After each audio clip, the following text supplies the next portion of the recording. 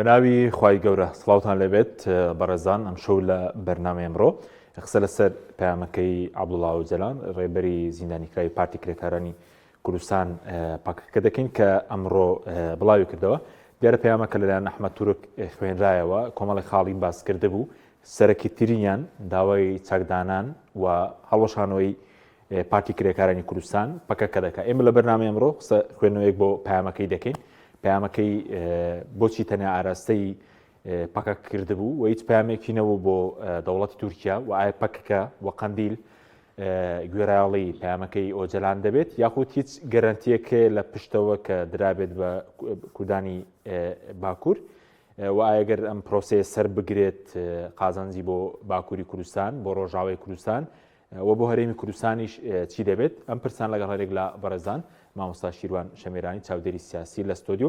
هەروە لە هەڵەبجە شۆ مامۆستا ئەحمەد سیروانی سەرنووسەری گۆڤاری تورکیاناسی لەگەڵمان دەبێت. سوپاسی ئامادەبوونی هەردوولاتان دەکەین. مامۆستا بەخێربێن، سوپاسی ئامادەبوون دەکەم. بەڕێز چۆن پەیامەکەی ئۆجەلان دەخوێنیتەوە و وا بڕیار بوو سەرەتا ڤیدیۆیی بێ، هەرچەندە باز دەوێت ڕەنگە ڤیدیۆکەش تۆمارکراوێ، بەڵام هۆکارەکەی چی بوو کە ئەحمەد تورک خوێندیەوە بە شێوەی تێکست پەیامەکەی ئۆجەلان کە سەرەکیترین خاڵی داوای چەکدانانی پاکەکە و هەڵوەشانەوەی پاکەکە دەکەوە، داوا دەکە کۆنگرە بگرن. سپاس. بسم الله الرحمن الرحيم. طبعا ئەم پەیامە و ئەزانم خزمەتێکی زۆر بە دۆزی کورد ئەکات لە هەرێمی کوردستان لای خۆمان لە باشوور و لە باکوور لە تورکیا و لە ڕۆژاواش لە سووریا.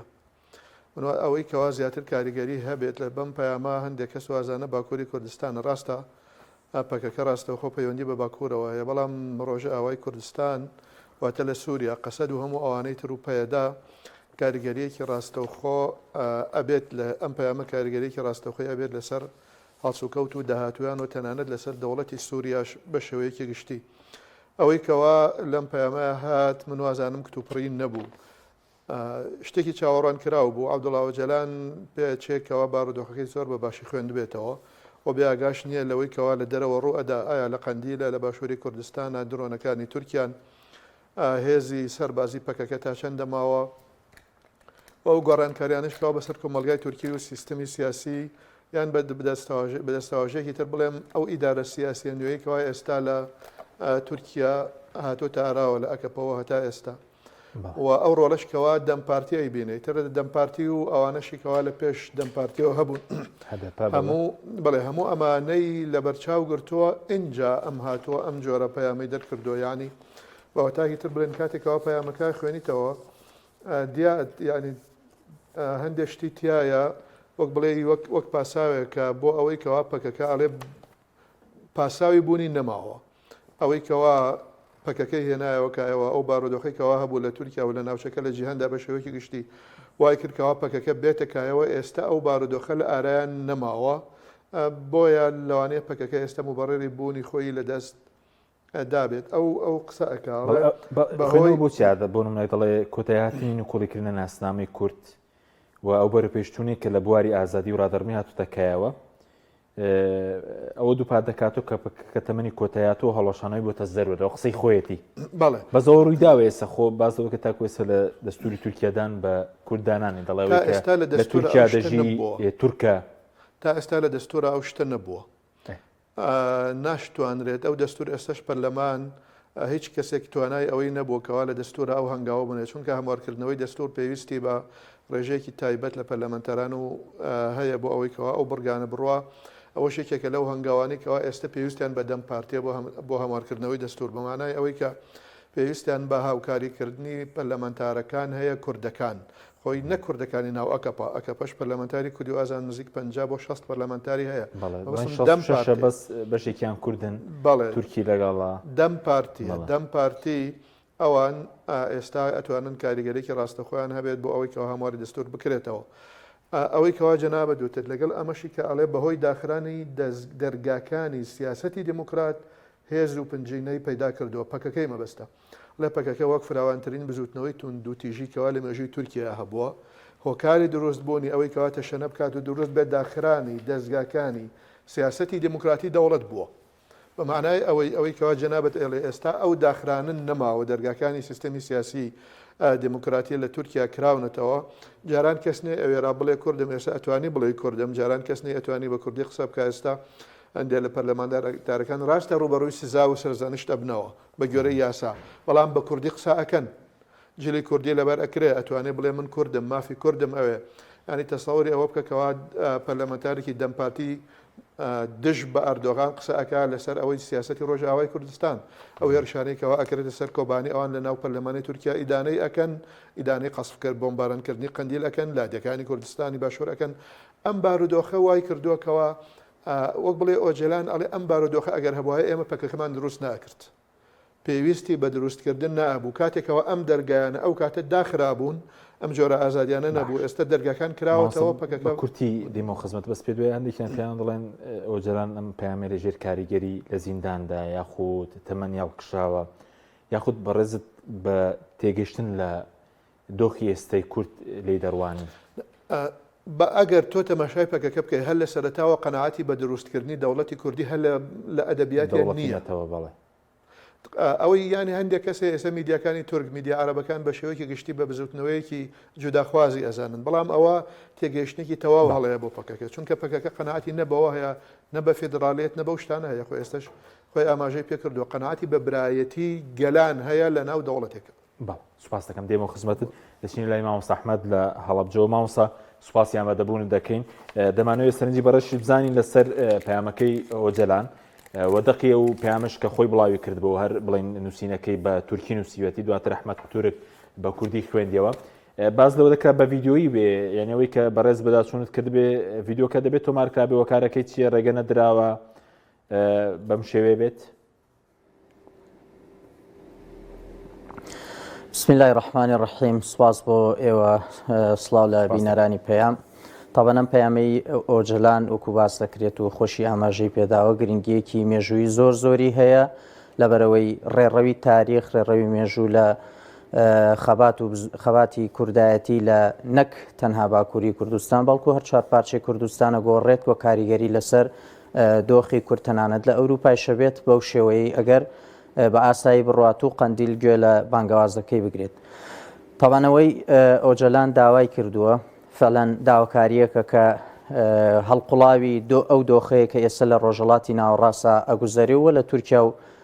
کوردستانیشە ئەگوزارێت تاوان ئەو بە ئەگەری زۆر بەڵێ پەیامە ڤیددیۆیەکە تۆمار کراوە و مەرج نییە ئەم ڕۆژ بوو بێ ینی بەو معنایی کە پێشتر پەیامەکە حازر کراوە ئەمڕۆ بە ڤیددیۆی تۆمار کراوە لەبەرەوەی ئەو وێنەیە کە بەگشتی لە میدیاکانی تورکیاوە بڵاو کراوەتەوە و وەفدی دەمپارتیش لە ئوتێلەکەیان لە کۆنگرە ڕۆژنامەوانەکەیانە لە پشتی خۆیانەوە دایانناوە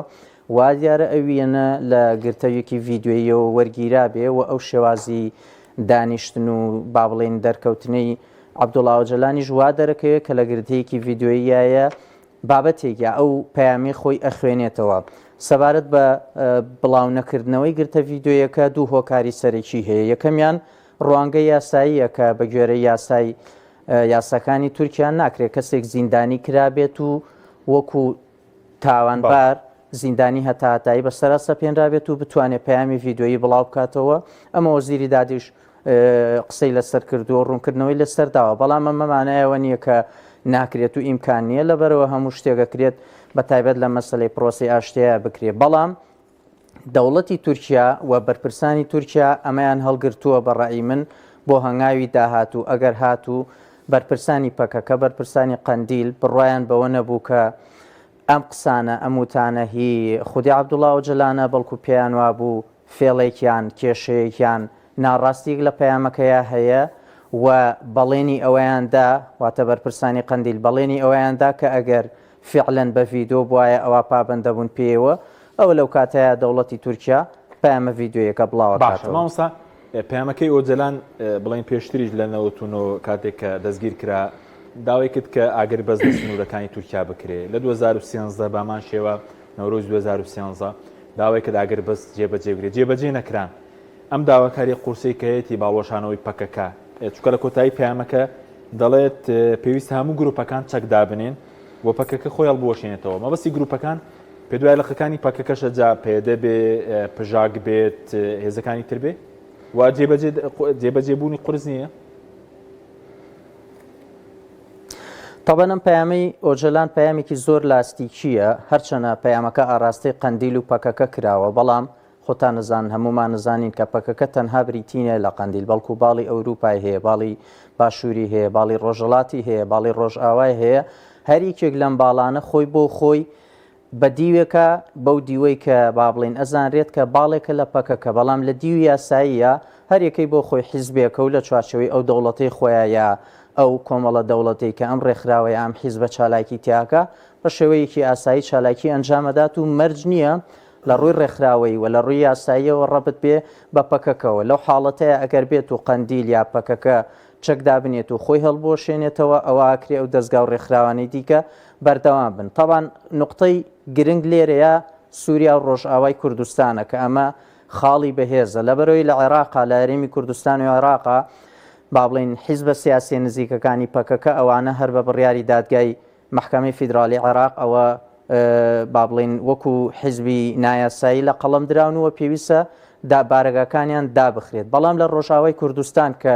هەمیشە بیانوویەکیش بووە بە دەستور کیاوە کە پێی وایە ئەو هێزەی لە ڕۆژاوای کوردستان حکومەکات هەر درێژکراوەی پەکەکەیە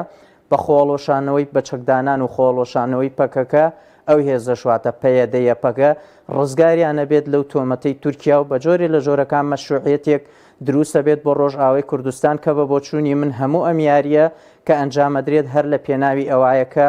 تورکیا بۆ ڕای گشتی واتە دەسەڵاتدارانی تورکیا ئەیانەوێ بۆ ڕای گشتی تورکیا خۆی بۆ تورکەکان قسەیەکیان بەدەستەوە بێ بەهانەیەکیان بەدەستەوە بێ کە گوایە ئێستا ئەو هێزەی لە باکو لە ڕۆژاوای کوردستانە لە باکووری خۆرەڵاتی سووریای حکومەکات پەیوەندی بە پەکەکەوە نییە و بەڵکو هێزێکی مەشروع ئەو دەوڵەتی سووریا خۆی دانی پیانێ و کێشەی نییە کەواتە لەم ڕوانگەیەوە ئەکرێ پەکەکە خۆی چەکدا بنێ ئەوەی لە قەندیلایە چەکدا بنێت و خۆشی هەڵبۆشێنێتەوە لە ڕێگەی بەستنی کۆنگرەوە بەڵام هەموو ئەو ڕێکخراوە سێبەرانی کە لە پارچەکانی دیکەی کوردستان و لە ئەوروپایە وەکو بەشێک لە پەکەکە چالاکی ئەنجام دەدەن بەڵام لە چوارچێوەی یاساییە سەر بە پەکەکە نین ئەتوانن بەردەوام بن لە کار و چالاکیەکانیان هەرچەنە ئۆجەلان داوای کردبێ هەموو ڕێکخراوەکانی هەڵبۆشێتەوە بەڵام مەرجنیە هەمووی پابند بن پێوە سپاس دەکەین مامۆستا ئەحمەد مامۆستا شیروان سەبارەت بەو داواکاری کەیەتی لە پەکەکە پێ دوایە قەندیل جێبەجێ بکە هەرچەندە پێشتر باز بکە ماوەی پێشوپێنی تەلەفۆنی هەبوو لەنا ئۆجەلان و سەرکردایەتی پەکەکە لە قەندیل هەماوانەی کرد لە قەندیلن بەشێک لە سەرکردە کۆنەکان هەر ئێستا بڕیا برەستن لە مورات فڕێلان جەمیل بای ئەوانەی دیکە پێ دوایە بڕیارەکە جێبەجێ دەکەن چکە داوای کۆنگرە و هەڵۆشانەوەشی دەکەن چەند شتێک هەیە یەکەم پەکەکە دوو ئاستەنگ هەیە دوای ئاستەنگی یەکەم ئەوەیەکەوە هەمووی ئەوەی کە لە ناو پەکەکەیان کورد نین هەندێک لە سەرکردایەتەکانیان تورکە ئاستەنگی دۆم ئەوەیەکەوە بەشێکی زۆر لەوانەی کەەوە ئێستا لە ناو پەکەکەن بۆ مافی کورد ناتون بزوتنەوەکی چەپگەراییە چەپگەرایەوە تا ئایدۆلۆژیە بتەنانەت هەندێک لە ئەندام پەرلەمانەکانی ناو دەم پارتیش قەنەعاتی ئەوەیان هەیەکەوە لە پێشابێ ئەردۆغان و داد و گەشە پێدان لا بدرێن اینجا باسی چەکدانانیان باسی پرسی کورد بکرێت بۆی هەندێک جار لە میدیاکانی ڕۆژئاوا بەدام پارتیاڵێن پرۆکورد ناڵێن پارتێکی کوردی نزیەک لە کوردەوە بۆ شکڵە باسیەکەن ئەو دوانە لەوانەیە هەندێک ئاستەنگ دروست بکەن ئەوانەی کەوا تورکن ئەوانشکەوە چەپگەرایی و ئایدۆلۆژیانە بێرەکەنەوە مەسئلەی کوردایەتی ژمارە دووە مەسئلەی فکر و ئایدۆلۆژیا و پاشان لە ئەدانی ئاکەپا و ئەردۆگان ئەوە لە پێشترە بۆ ئەوانەوە ئەم دوانە لەوانەیە ببێ بە ئاستەنگ بەڵام نییە زۆر مامۆستا چووکەی سەپەکەکە ڕاستە ئێستا لە باکووری کوردستان نەماوە دوای لە 2013 ئەوان لە باکووری کوردستان کشانەوە لەسەر داواکاری ئۆجەلان ئێستا تورکیا لە پارێزگای دۆکەن لە پارێزگای دۆکەن لە قەندیل بڵێن لە پێنجێنەوە درێژ دەبێتەوە تانزی حاجۆمەرە چەکدانان ئەو هەموو چەکدارە نابێت لێبوردنێک سەرکردەکانیان میکانیزمەکە دیارە چۆنە ئەوە ئەوێ بە شێوەیەکی تر باسی لێ بکرێ یەکەم ئۆجەلان کاتێکەوە ئەم بەلاغەی ڕاگەیاند و داوای کردکەوە پەکەکە خۆی هەڵبۆشێنێتەوە خۆی بۆ خۆی ئەمە شەرعەتێکی مێژوویی جەماوەری ڕەمزی سیمبولی لە قەندیل وەرەگرێتەوە بەگوێی بکەن یان ئەگەر بەگوێی نەکەن ئەو کاتە قەندیل نابێت ئەو پەکەیکەوە عەبدوڵڵا ئۆجەلان دروستی کردووە ئەو هەژمونە فکری و ئایدۆلۆژیا و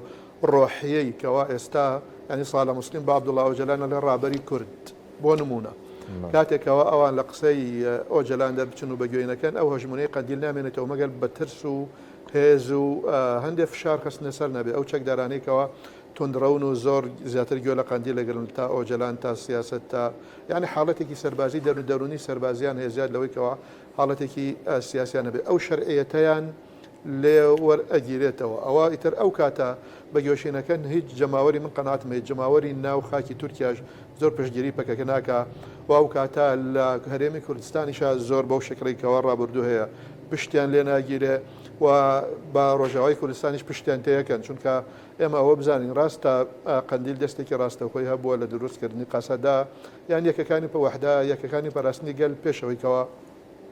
ئاسەدە دروست بێت بەڵام لە کۆتاییە ئەوان لەسەر فکر و ئایدۆلۆژیای ئۆجەلان کتێبەکانی ئۆجەلان نووسینەکانی ئۆجەلان هەموو ئەندامەکانیان پەروەردە کردووە لە قوتابخانەکانیانە لە ئەکادیمیای حزبی و لە ئەکادیمیای سەربازەکانیشیانە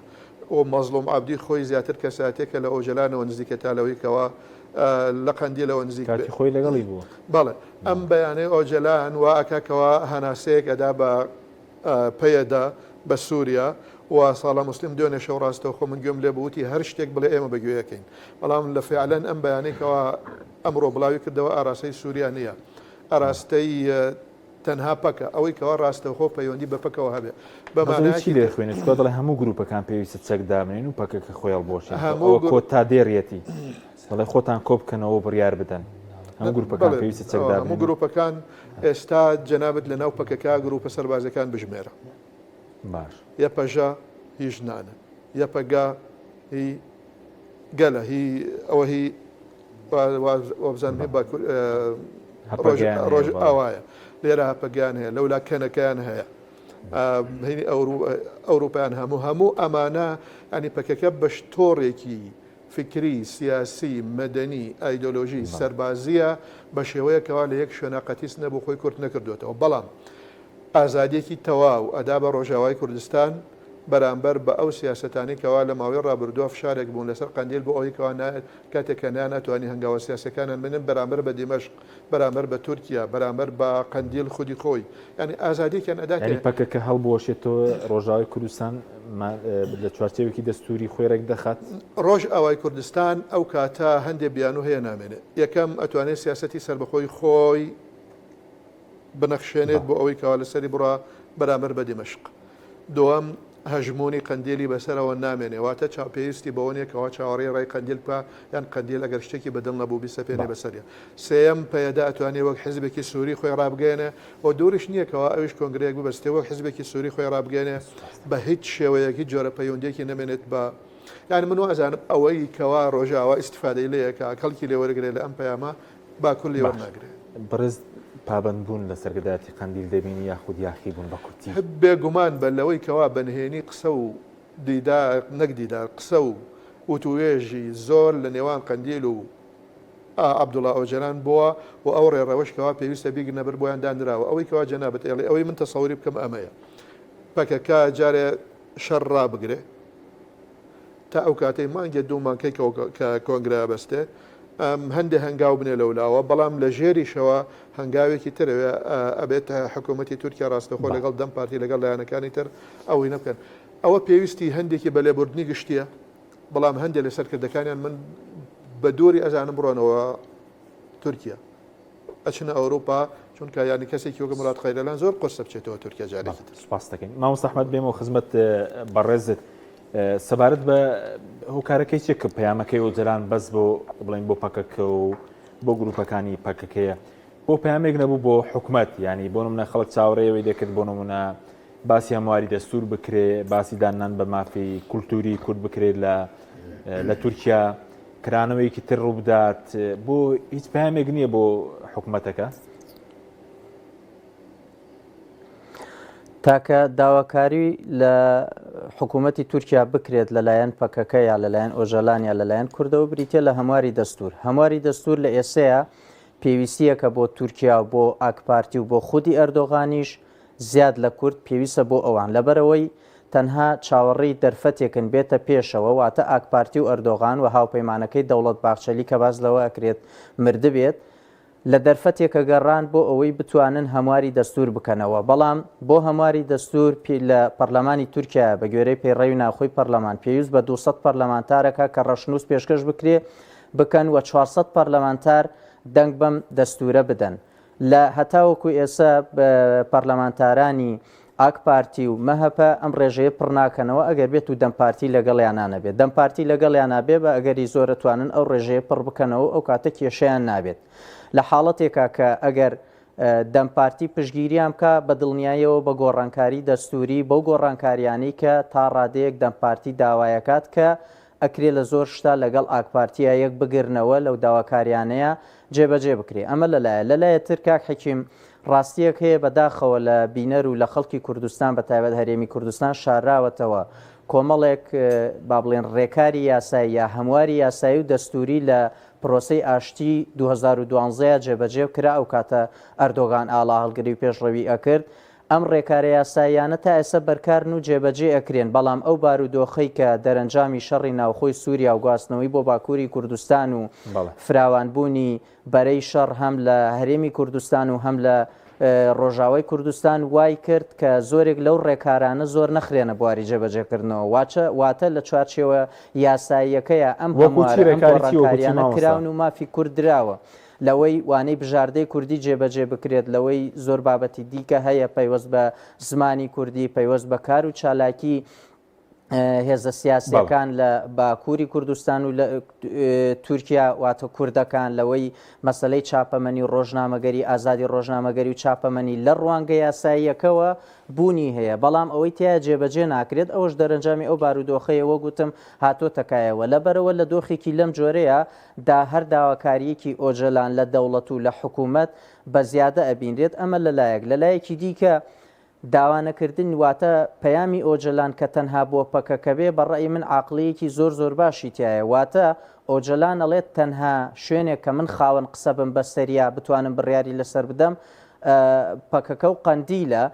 دیارە جنابیشتان لە پرسیارەکەتانە مەبەستان پەیەدە و یەپەگە و ڕۆژاوای کوردستانە بۆ ئەوەی جارێکی تر ئۆجەلان بۆ دەوڵەتی تورکیا و بۆ ڕایگشتی جیهانی بسەلمێنێکە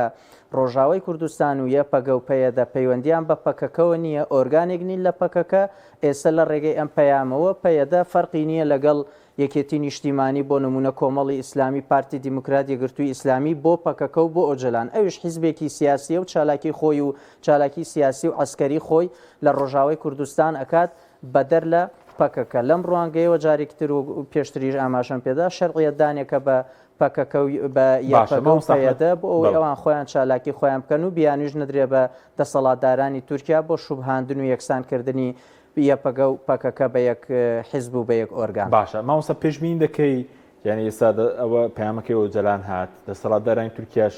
ینی بۆ نمونە بۆ لێبرنی گشتی بۆ ئەگەر شتێکی واڕوودا بۆ گەریلاکانی پەکەکە دەربکەن یاخود ئۆپەراسیۆن و سەربازەکانی ڕابگرێ لە هەرێم لە شکێشی کردووە کێشێت و یاخود لە ڕۆژاوە ئەوە ڕوو دەدات؟ طبعاً ئەگەر دیقەتتاندا بێت نزیکەی ساڵێک ئەبێت لە هەرێمی کوردستان ئەمە وەکو دەستپێک و بنەمایەکەی لێم نزیکەی ساڵێ ئەبێ بۆ نمونە هێرشی درۆن بۆ سەر ناوچە مەدەنیەکان لە منتیقەی سلێمانی چەمچەماڵ کەلار ئەم شوێنانەیە بۆ سەر کەسانی نزیک لە پەکەکە ئەنجام نەدراوە و ئۆپەراسیۆنەکانیش تا ڕادەیەکی زۆر کەم کراوەتەوە هەرچەنە ئەردۆگان بەردەوام هەڕەشە ئەکات کە ئۆپەراسیۆن ئەکەن ئۆپەراسیۆن بەردەوامی پێدەن بەڵام هێرشەکە هەم ئۆپەراسیۆنی زەمینی هەم هێرشە ئاسمانیەکان تا ڕادەیەکی زۆر کەمی کردووە لە هەرێمی کوردستان و لە ڕۆژاوای کوردستان واتە لە پراکتیکە هەنگاو نراوە ئەمەش دەرەنجامی ئەوەیە کە باس لەوەکرێت کە لە نیسانی ساڵی ڕابردووە بە شێوەیەکی نهێنی گفتوگۆ لە نێوان میتی تورکی و دەسەڵاتدارانی تورکیا لەگەڵ ئۆجەلان و قەندیل و تەنانەت باڵی ئەوروپا و ڕۆژاوی کوردستانیش هەیە بۆ لەسەر ئەم بابەتە کەواتە ئەگەر وابێ بەڵێ ئەکرێ هەنگاوی جدی بنرێت بە ئاراستەی ئاشتی بە ئاراستەی با بڵێن وەلانانی یا تێپەڕاندنی ئەو گرژی و ئاڵۆزیانی کە هەیە و کە بەردەوامی هەیە بە جۆرێک زەمینە سازی پێویست بهێنرێتەکایەوە بەڵام ئەوەی لێرەیە گرنگ بێت لە ئێسەیە تۆپەکە لە قاچی قەندیلە تا چەند قەندیل پابند دەبێت بەڕێی من قەندیلیش پابند دەبێت بە ئەو بانگەوازی ئۆجەلانەوە خۆی هەم چەکدانی هەم خۆشی هەڵەوەشێنێتەوە بەڵام خۆڵۆشانەوەکە مەرجنیە مطلق بێت ئەبێ ئەگرێ ڕەنگە ڕێژەیی بێت ئەمە لەلایەکی دیکە دوجارەوەمان بیر نەچێت بەشێک لە با بڵین قەندیلیش مەرجنیە هەر پابند بێ بەو خۆڵۆشانەوەیشەوە دوجارەکرێ پەکەکەیکی نوێش تەنانەت بێتەکایەوە ئەمەش ڕەبتە بە ئاستی جێبەجێکردنی خواست و داواکاریەکانی کورد کە لە دوای چەکدانان و خۆڵۆشانەوەی پەکەکە دێتە ئاراوە. بەڵێ سوپاس دەکەم مامۆستا دێمە خزمەت مامۆستا شیروان سەبارەت بە هەر خودی پەیامەکەی ئۆجەلان باسی برایەتی تورک و کوردەکە ئەو پەیمانەتی کە دەڵێ کورد و تورک بە درێژای مێژوێزە ساڵە پەیوەندیەکانی هەمیشە پێویستیان زانیوە لە چوارچێوە پەیمانەتێکی ئارەزومەندانە پێکەوە بن ئەوەش بە مەسی مانەوەیان و بە مەسی ڕووبەڕووبوون و هێزە بە هەژمونونەکان و باسی سەرمایەداریش دەکات بۆچی هاوپەی باسی ئەو برایەتی دەکات پەیامە ینی کێ پێشی لاسی نێودوڵەتی حەز ناکە پرۆسەکە سەر بگرێت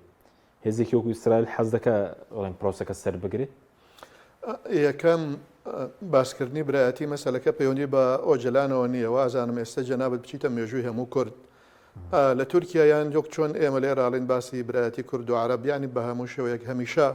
هەموو سەرکردە کوردەکان هەموو زانەکانیان هەموو سیاست مەدارەکانیان هەمیشە ئەویان وتووەکەوە گەلی کورد و گەلی تورک هەردووکیان پێکەوە لەسەر ئەو خاکە ژیاون بە هەزارەها ساڵ عوسمانەکان و پێش عوسمانەکان هیچ جۆرە جیاوازیەک نەبووە تێیانە ئێمە بزانین نەک تەنها لێرە پیرەمێرد قایمقامی جۆڵەمێرگ بووە پیرەمێردی شاعر قایمقام بۆ لە جۆڵەمێرگ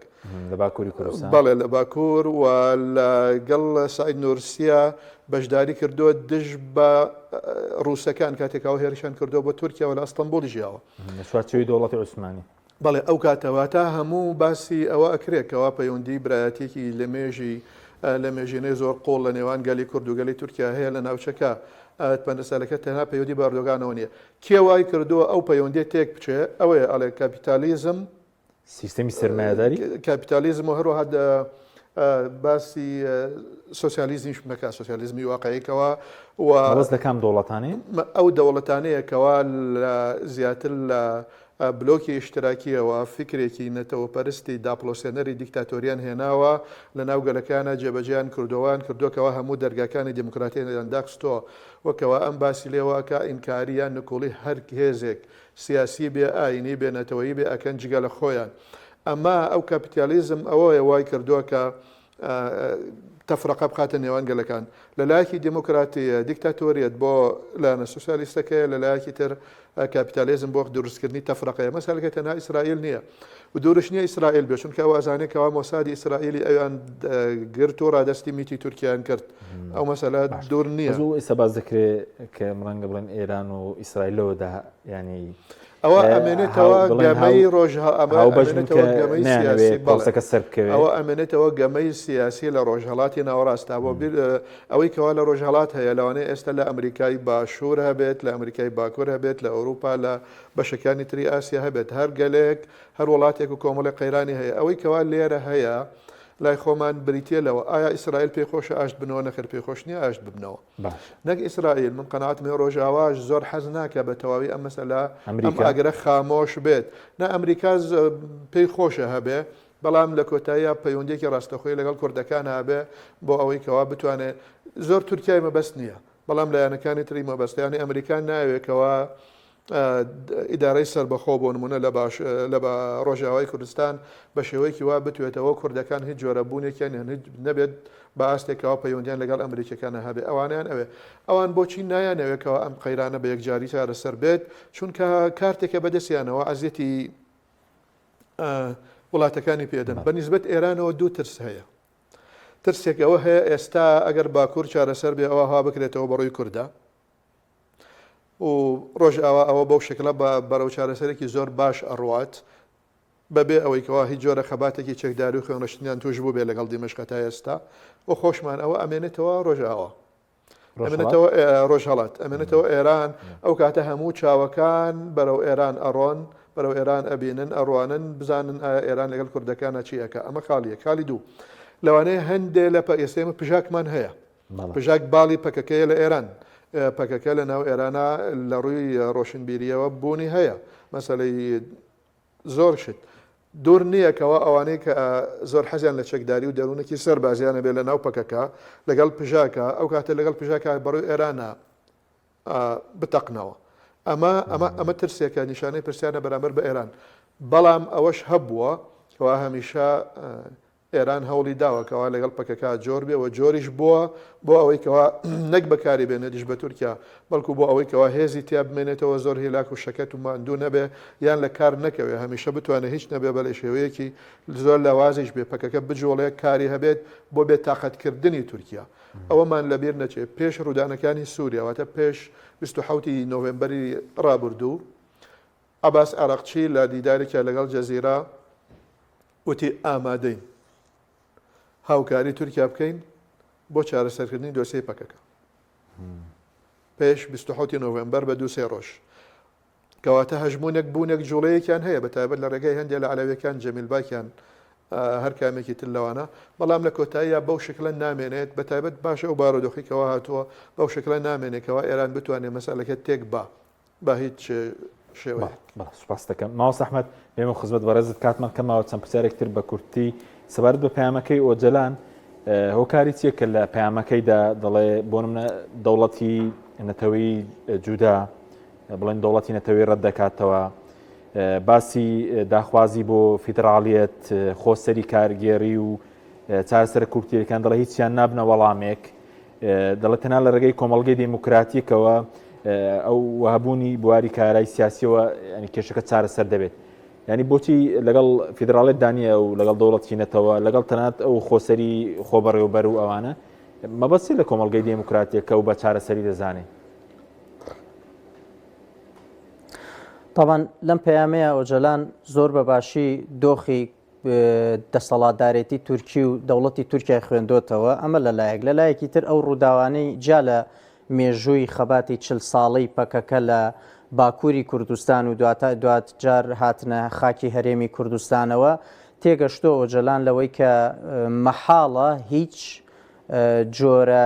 تەنانەت لامەرکەزیەتێکیش بە کورد ڕەوا ببینرێت نەک بە کورد تورکیا وەکو دەوڵەت هیچ جۆرە لامەرکەزیەتێکیش بە هیچ لایەکی دیکە ڕەوا نابینێ بەڵکو تورکیا مطلقاً بڕوای بە ناوەندێتی مەرکەزیەت هەیە نقطە سەری دێڕ هیچی تر نابینرێ و لە تەجروبەی ڕووداوەکانی 2013 کاتێک کە کانتۆنەکانی ڕۆژاوای کوردستان هاتنەکایەوە پەکەکە دەستی گر بەسەر جەزیرەیە قەڵای دیاربەکری دەست بەسەراگرت چەند ناوچەیە یان چەند شار و شارۆچکەیەک وە لە دیاربەکرا چەند گەڕێکێکی دەست بەسەراگرت بەڵام تورکیا بە تونترین شێوە کە ئەتوانم بڵێم لە ڕابردووە بە درێژایی مێژووی کۆماری تورکیا حتا سەردەمی کەمالە تا تورکیشە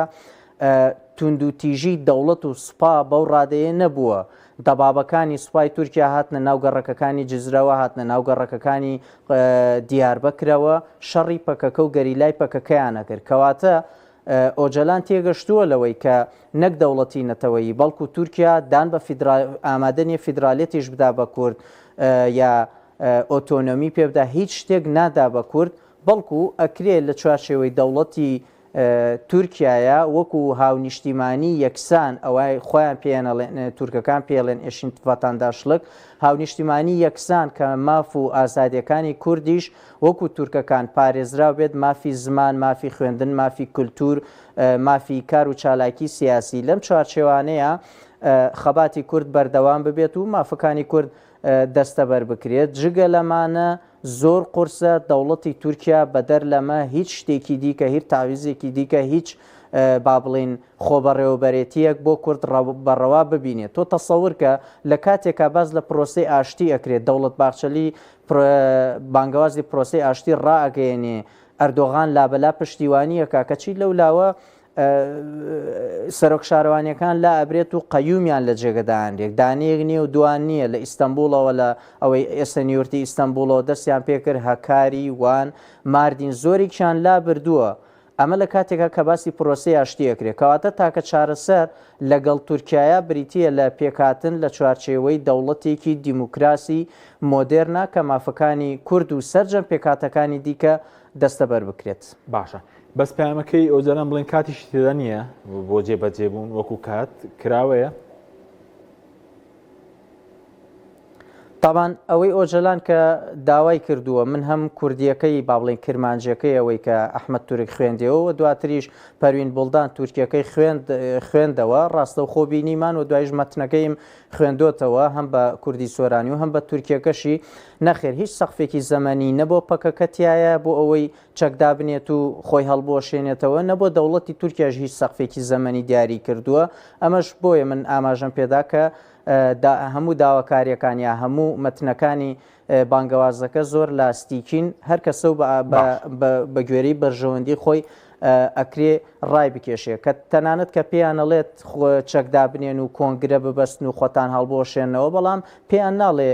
لە ماوەی ئەوەندە مانگە خۆتان هەڵبۆشێنەوە پاشان کوێ خۆی هەڵبۆشێنێتەوە پاشان ئەوە شیتیانە کە باشە خۆیان هەڵوەشاندەوە ئەم سەرکردانی پەکەکە ڕووبکەنێک کوێ و ئەم هەموو گەریلایە کە لە قەندیلا هەیە ئەی ئەمانە ڕووبکەنە کوێ بڕۆنە ئێران بێن لە کەمپی مەخمور لە هەولێر لە سلێمانی بچنە ئەوروپا لەکوێ دابنیشن کە یەکێک لە بە گوێرەی زانیاریەکانی من لە گفتوگۆ نهێنیەکانی قەندیل و ئیمرالی ئۆجەلان و دەوڵەتە یەکێک لە داواکاریەکان بەڵێ ئەوەیە کە دەوڵەت لێبوردنێکی گشتی دەربکات هەر لە ئۆجەلانەوە هەتاوەکو مراد قەرەیڵان و جەمیلبایک و بچووکترین گەریلا بگرێتەوە هەر یەکە و بە گوێرەی خۆی لێبوردنی بۆ دەربکرێت و مادەی بۆ دەربکرێت کە چارچەوەیەکی یاسایی بدرێت بە ئەم کەسانە بۆی بتوانن یا بگەڕێنەوە تورکیا یا لە ڕێی تورکیاوە بچنە وڵاتێکی ئەوروپی یا لە هەولێر لە کەمپی مەغمور لە شوێنێکە جێگیر بکرێن بەڵام بۆ هیچ یەکێک لەمانە سەقفی زەمەنی دیاری نەکراوە کەواتە ئەوەی هەیە تەنها داواکاری چەکدانان و خۆڵوەشانەوەیە کە بە تەسەوری من تەنها ئەتوانین لە چوارچێوەی ئاگربەسێکە یعنی ئەم پەیامی ئۆجەلان دوجار لە چوارچێوەی ئاگربەسێکە ئەمێنێتەوە. بەڵێ زۆر بە کورتی ئەوەی کە باسی نەخۆشکەوتنی دەوڵەت باخچەلی دەکرێت تا بەرز دەڵی هەواڵی مردنیشی هەیە بڵێنەوەکو دەنگ و باس ئەمە کاریگەری ناکاتە سەرەوەی کە پرۆسەکە کێشەی تێبکەوێت چکە ئەو سەرۆکی حیزبێکی بڵێنێتەوە پەرس و تۆندڕەوە کە ڕۆڵی هەیە ئەم جارە بە کورتی بێت کە کاتم ناوەسپاستە نەخۆشکەوتنی نا ئەوەی بە من گەشتووە کۆچی دوایی کردووە دەمێکشە ینی ئەمڕۆ دوێنێ نییە بەڵکو چەند ڕۆژێکە دەوڵەت باخچەلی کۆچی دوایی کردووە و بۆیش ڕانەگەیەنراوە هەر لەبەر ئەم وەزعە و چاوەڕێیەکرێت لە چەند ڕۆژی ئایندەیە بە ناوی دەوڵەت باخچەلیەوە ڕاگەیەنراوێک بڵاو بکرێتەوە لەسەر پەیامەکەی ئۆجەلان و دوای ئەوە هەواڵی وەفاتی دەوڵەت باخچەلی بڵاو بکرێتەوە بەم جۆرەیە ئەوەی من ئاگدار بم. تاوان مردنی دەوڵەت باخچەلی بۆ خۆی تا ڕادەیەک وەکو کەسایەتی کاریگەری ئەبێ بەڵام لەسەر ئەم پرۆسەیە نەخێر لەبەرەوەی ئەم پرۆسەیە دەوڵەتی قوڵی تورکیا و بەدڵنیاییەوە ئەمریکا و ئەوروپا و ئیسرائیل و هەرێکێک لەو دەوڵەتانی کە کاریگەریان هەیە بەشی خۆیان ئاگاداری ئەم مەوزوعانن و هەروەگوتم لە نیسانی ساڵی ڕابردووە گفتوگۆکان بە شێوەیەکی نهێنی دەستیان پێکردووە قسەی لەسەر کراوە لەبەرەوە مردنی باخچەلی کاریگەری نەرێنی ناکاتە سەر پرۆسەکە بەڵکو لە ڕێگەی باخچەلیەوە نا لە ڕێگەی کەسێکی ترەوە ئەتوانرێ بەردەوامی بدرێت بە پرۆسەکە. سپاس دەکەم ماوەسا دوخولێکمان کە ببوورە ئەمەش تەواو بکەم ئێستا هیچ شتێک لە دەستی باخچەلیان نەماواتە باخچەلی وەکو خۆی ئەرکی خۆی جێبەجێ کرد کە بریتی بوو لە ئەو بانگەوازی کە ڕایگەیاندوو تا ئەو ئاستی عەبدوڵڵا ئۆجەلان پەیامی خۆی بڵاو بکاتەوە لە دوای ئەوە تۆپەکە لە قاچی قەندیلە لە دوای قەندیل ئەکەوێتەوە یا هەر لەسەر قەندیل لەمێنێتەوە ئەگەر وەڵامی نەرێنی بداتەوە یا ئەگەر وەڵامی ئەرێنی دایەوە ئەو کاتە سەرەی حکوومەت و ئاکپارتی و ئەردۆغانە قسەی خۆیان بکەن. سوپاس دەکەم ماوەسەگەر پەیامەکە جێبەجێ بکرێ کوردستانی ڕۆژاوە بە دیارکراوی و قازانجەکەی چیە باکوور و هەرێمی کوردستانیش کوردستانی ڕۆژئاوا یەکەم ڕزگاریان ئەبێ لە هەژمونی قەندیل چونکە دەستێوەردانی تورکیا ڕزگاریان دەبێ ئەمە یەک دوو لە دەستێوەردانی تورکیا ڕزگاریان ئەبێ لە بیان و هێنانەوەی تورکیا ڕزگاریان ئەبێ سێ ئەو سیاسەتێکەوە خۆیان ئەیانەوێ بەرامبەر بە دیمەشق سووریا لە جەنگێکی ناوخۆ ئەپارێزێ بە نسبەت باکوورەوە نۆزام ئاشتەوایەکی تەواو لە کۆتاییە حیزبێک دروستە بێت چۆن ئێستا دەمپارتی هەیە ئایا هەر دەمپارتی یان حیزبێکی کە دروستەکەن و خەباتی سیاسی ئەەکەن ئەوە بەنسبەت ئێرەوە ئێمە ڕوونەکەواچی ڕوەدا بەڵام ئەوەی کەوا لەم بەیاننامە هەیە شتی عامە درێژیەکەی لەو دانیشتە نهێنیانە هەیەکەوە بە وردی و بەهێمنی و بە حەزەرەوە لە ماوەی ڕابردووە کراوە لە هەرەوە نییە ینی هەرەوە لە خۆ بگرێ و ئەمە تەنها بەیانێکە بەس بۆ ئەوەی کە ئێوە چەک دابنێن بەڵام یەک شتی گرنگی تیا جەناوت باسی حکوومەتت کرد کاڵێ ڕێز لە ناسنامەکان بگیرێت ناسنامەی کاڵێ ڕێز لە ناسنامەکان بگیرێت ئازادی ڕادەربڕین هەبێت ئەوە ناسنامەکان ناسنامەی نەتەوەی ئەگرێتەوە بە پلەی یەکەم بۆ هەموو لایەن و پێکاتەکان کە تێدا ڕێز لە ناسنامەکان نەتەوەی ئەگرێتەوە و ناسنامەی ئاینی ئەو دوانە بە زیاتر ئەو دوانە ئەگرێت. بەڵێ سوپاس دەکەین مامۆستا شیروان شەمیرانی لە ستۆدیۆ هەرۆ مامۆستا ئەحمەد سیروانی لە هەڵابجە سوپاسیان بە دەبوونتان دەکەین. سوپاس زۆر بینەرانی بەڕێز سوپاس باوکارانم خواتان لەگەڵ.